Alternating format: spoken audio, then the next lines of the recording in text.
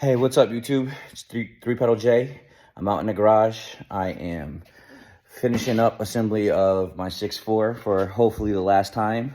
So I wanted to take a couple minutes out to show you guys how I go about dealing with pistons and rings and rods and bearings and all of that. So I'm going to show you guys what my cylinder bore looks like. And it's just surface rust essentially. So we're going to knock that out, knock that off. You'll see the crosshatches are nice in here. And then I'll show you how I hang rods and just a couple little tricks that I use. All right, guys. So if you look down here, you can see, I'm gonna try to angle out. You can see like a little bit of residue right here,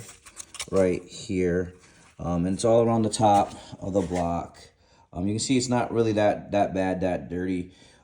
There is some surface rust if you're looking right in here. You can see that, but all that's gonna come out in a couple of seconds. There's some surface rust on the surfaces of the heads, but that's not a big deal. That'll come right off with just a little bit of elbow grease.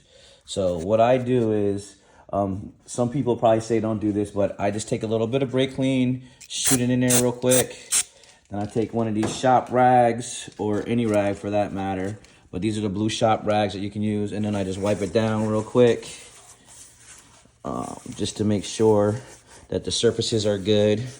I'm using my phone. Normally I would have my my actual recording camera, but there's too much going on today, so we're not gonna do that. Then what I'm gonna do is I'm gonna take some PB Blast. I'm gonna shoot it in here, and I'll wipe the journals off too here in a second, but you see the PB Blast will get on the journal there. Take the PB Blast, I'll take the same rag, make sure that I got all of the journals clean. Now, I want you to also realize that I'm not gonna torque these yet, because I'm gonna flip the motor over and put assembly lube on and get everything situated from there. So now we're gonna take the hone, I'll spray that too. I gotta do this one-handed, which is gonna be fun in and of itself. Get yourself one of these. ARP makes them. They're 3D printed on eBay now. This is a 3D printed version. This is a game changer. I got the old school crank it adjustable ones, and they're just not cool. They don't really like it. Just, you got to fuss with it too much. So I'm just squirting a little bit of PB on the hone real quick. The ball hone. This is a dingleberry hone. You pick these up any parts store. Get it situated. All right, so now you're gonna watch me do this for about 10 seconds, no more than that.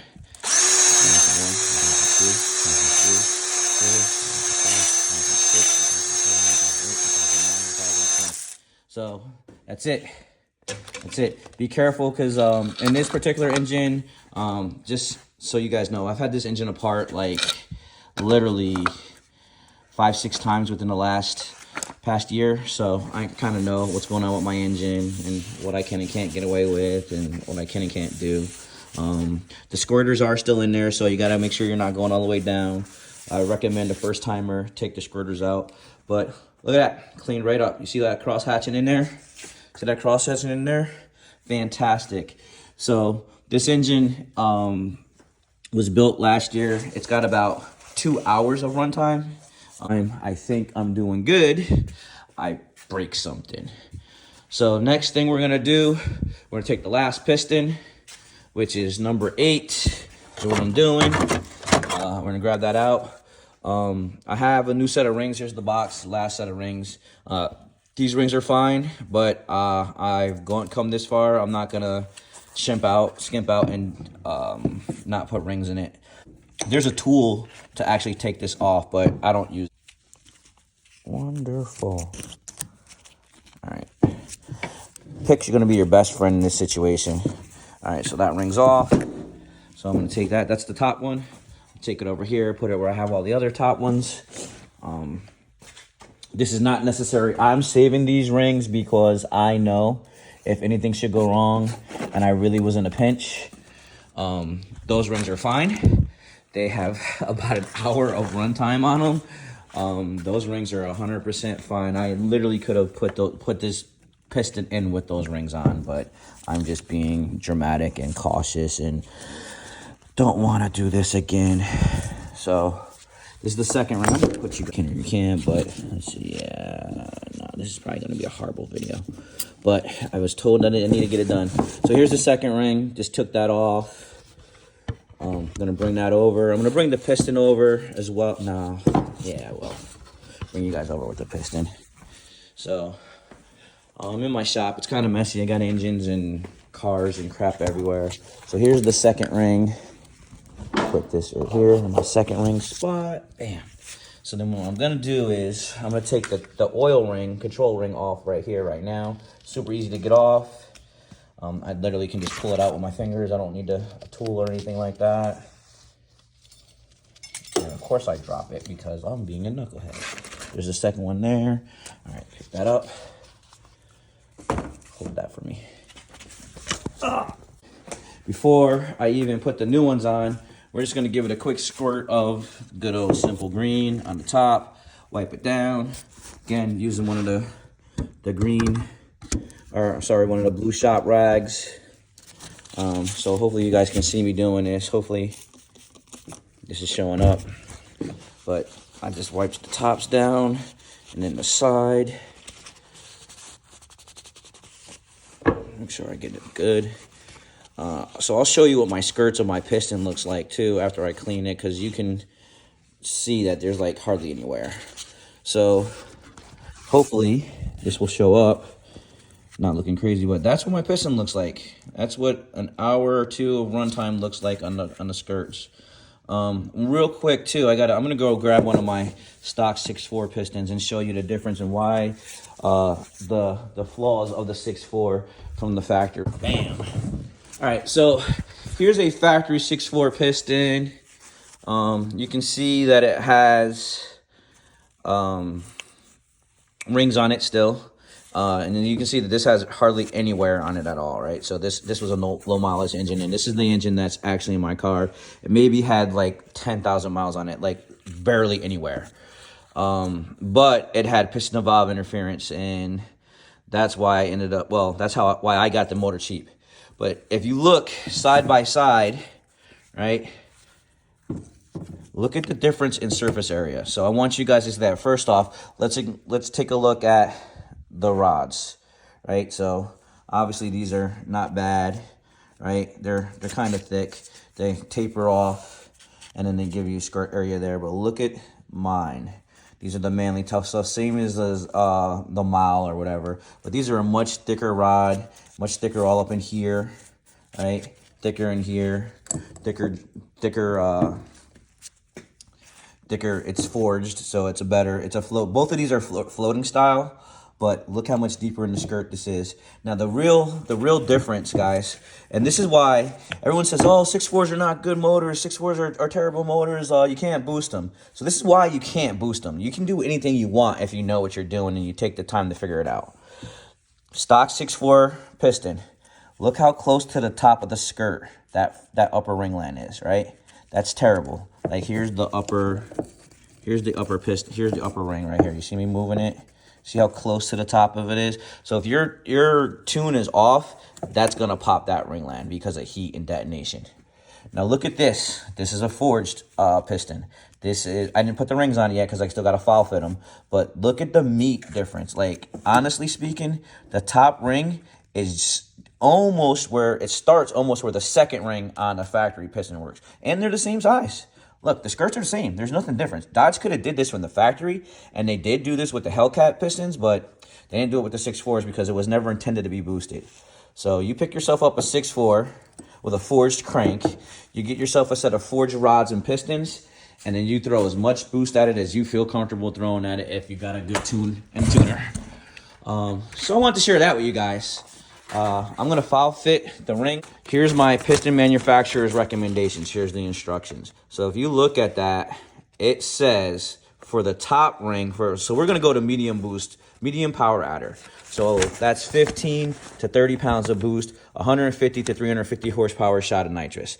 They're saying the top ring should be the bore, which in our case is a 4090 times 0.007, right? So that comes out to 29,000 and some change. I could do it on the calculator, but I've already done it, and my hands are kind of full right now. Then the second ring is bore times let's get that back, 0.0775, right? I'm sorry, 0.0075. So that's barely more than the top ring, right? So it's roughly 30 thousandths. So I've been gapping my rings, the top and the second ring at 30 thousandths. And then the bottom ring, minimum 15 thousandths. So I want to show you guys what's nice about this. From the factory, from DSS, and this is my piston choice of my piston manufacturer of choice. You guys can choose whoever. Miles, great. Manley's great. There's a ton of great. Ross, Weisco. I'm probably gonna do Weisco on my next motor. All of them are good. All of them come with a manufacturer spec, right? So they're gonna tell you minimum tolerances for what you want to do. I just want to show you guys real quick how to measure. How I measure, how I go about doing it. So I put it in here, square it up. And you're gonna see that DSS from the factory has the bottom ring already set. So I usually just slide these on, but I want you guys to see that I measure it. It's always good to use an old piston. So in any event, got my feeler gauge. So can you see it? Hopefully that's on. That's showing up. So that's showing 15 thousandths, and this one is showing 30 thousandths, right? So I got both of the ones that I need. So for this one, 15 thousandths is what we're looking for, right? So, that's got some dirt. We don't want no debris getting in there. So if you look, goes in nice and easy. 15,000. Let me see if I can get that angle. 15 thousandths, no problem. Because it's already got that 15 thousandths. So that means I can slide this bad boy on. So now, how you go about doing that? There is a tool for this, and for anybody who's never done this before, I strongly suggest get the damn tool. Don't be an idiot like me. Get the tool. I've put enough pistons and rods together and done this enough times that I don't need a tool. Maybe one day I might buy one, but to me, it's just not worth the money. So what we're going to do is we're going to set this oil ring. This is the scraper ring on the bottom first. Then we'll put the two bottom ones, the two oil control rings on. So I like to put this guy, and it has an opening, guys. So I like to put this right down at the bottom. I want to show, see if you guys can see this. So if you look at the reliefs, that big top relief at the top, that's obviously the intake relief. But if you didn't know that, now you know. The one at the bottom, that's the exhaust relief. So this is the number 8 piston, so it's going to go in like this, right? And the other thing you got to look out for is the protruded edge right here on the rod. That faces the back part of the crank, and then the flat part right there has to go where the other crank is. So number 7's already in, that's in front. This one's going to be in the back. So that makes it so that they can rotate freely, and that's what the whole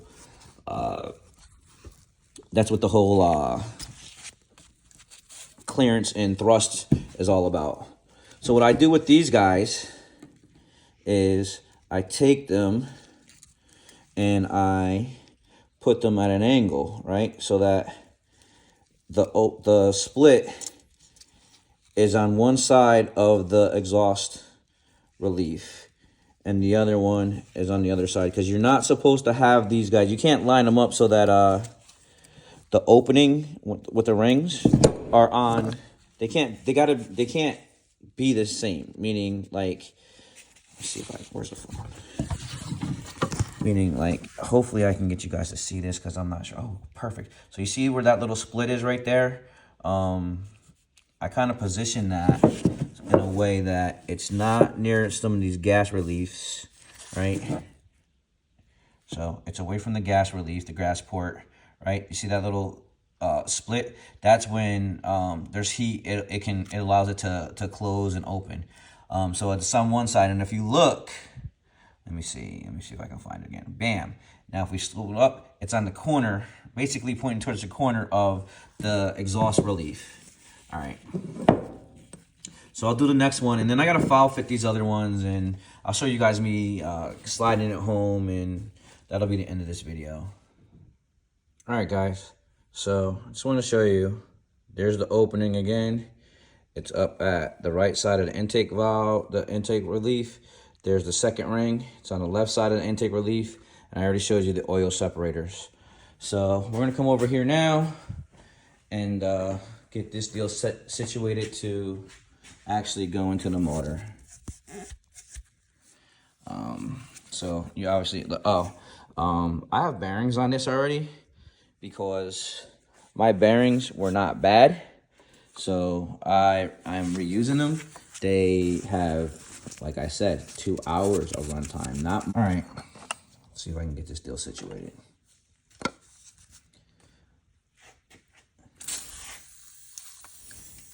A little bit more PB.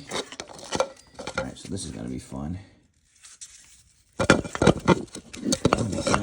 All right, so you see, you slide it in there. Set your pistons on nice, the way they go.